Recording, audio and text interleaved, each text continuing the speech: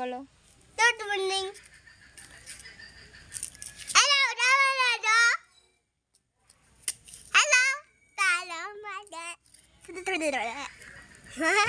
দেখো এখানে দুই ছেলে মর্নিং ওয়াক করতে বেরিয়েছে।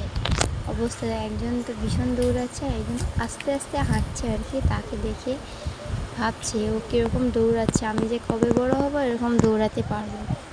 অবস্থাটা শুধু দেখো, এইদিকে এবার দৌড়ানো শুরু করেছে এইদিকে। ডার্লিং ডার্লিং বাবা টুকে বাবা ডার্লিং ডার্লিং বাবা আমি তো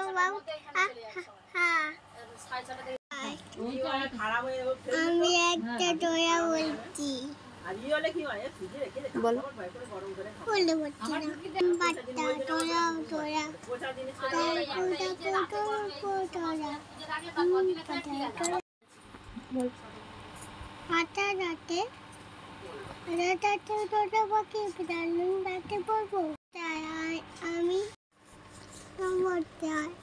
আমি একটা তোরা বলছি। এবার জোরে বলবে। কোনটা? হাঁটা রাতে তোটা বাকি রাতে মৌ হাঁটি ডাকি তবু তোটা তোনা দেন বউ হয়ে আছে। দুপুরটায় আমি নমস্কার দেখি চলে ধরতে দিতে বাদন তাহলে তো আকুয়ে দেখা রবীন্দ্রনাথ ডাকুলে দেখা বলবে তো, উঠে বলতে হয় তো, হয়ে গেছে এটা। ভালো লাগছে না, ভালো লাগছে না, কবিতাটা তো বলবে। ভালো লাগছে না। মেঘের কোলে রোদ উঠেছে। রোদ উঠেছে।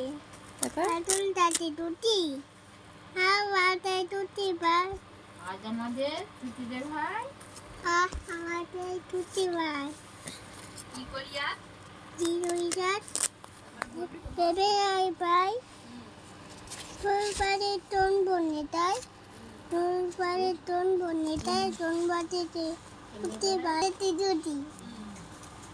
দেখো তারপর শনিবার দিন আজকে জামাইবাবুর বাড়ি থেকে চলে যাচ্ছি। জামাইবাবু আমাদেরকে দিতে যাচ্ছে। লঞ্চের কাছে চলে এসেছি, অনেকটা লেট।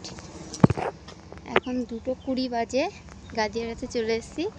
আর 3:10 না 20 লঞ্চ, মানে 1 ঘন্টার উপরে।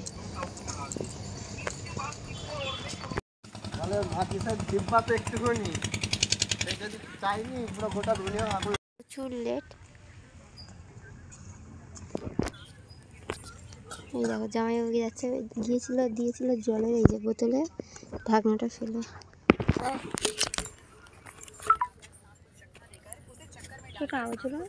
এই থেকে দেখো জামাইবাবু আমাদেরকে টেনে তুলে দিয়ে চলে গেল আর কি। আর অনেকটাই ভিড়।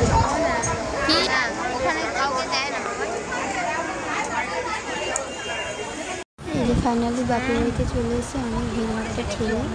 তো চলো এখন খুবই শরীর ক্লান্ত, tata bye bye, good night, সবাই ভালো থেকো।